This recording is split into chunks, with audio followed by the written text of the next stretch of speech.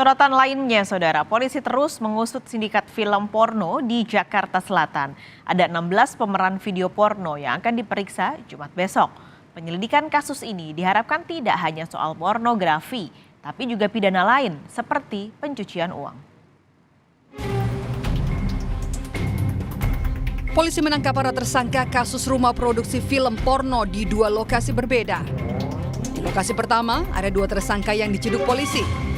Lokasi penangkapan berada di rumah studio di Jalan Jati Raya, Pasar Minggu, Jakarta Selatan. Setelah melakukan pengembangan, penangkapan tersangka pun dilanjutkan di Jalan Srengseng Sawah, Jagakarsa, Jakarta Selatan. Di lokasi kedua ini, ada 3 tersangka yang ditangkap. Di lokasi ini juga, polisi menggeledah dan menyita sejumlah barang bukti produksi film porno, yakni 1 set alat syuting, 5 harddisk, 5 handphone, 2 laptop, 2 PC komputer, dan 2 televisi.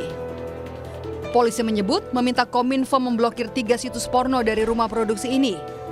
Tak hanya itu, polisi juga akan memblokir nomor rekening milik rumah produksi film porno serta memeriksa sejumlah pemeran. 16 talent yang akan kita lakukan proses pemeriksaan pada minggu ini, khususnya di hari Jumat.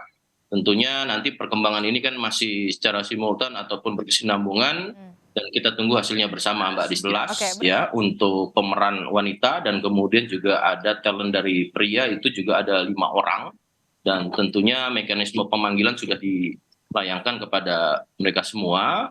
Penyidik tentunya akan bekerja dan mengambil keterangan sebagai statusnya saat ini adalah sebagai saksi. Kriminolog Adrianus Meliala meminta polisi tak hanya mengusut soal pornografi semata, tapi juga pidana lainnya. Maka saya berharap bahwa teman-teman kepolisian jangan hanya membatasi pada konteks pornografinya, tapi indikasi pada tadi ya pelibatan atau adanya alkohol, prostitusi, perjudian dan yang lainnya yang biasanya secara kasusal itu kemudian dekat-dekat terjadinya. Demikian uang juga gitu ya. Kalau tadi kita bicara mengenai bahwa yang bersangkutan sudah ada uang berapa 500 juta, tentu sebagai satu hasil daripada bisnis haram, itu mereka akan ngeri ya kalau masuk ke dalam atau dimasukkan ke dalam rekening koran ya,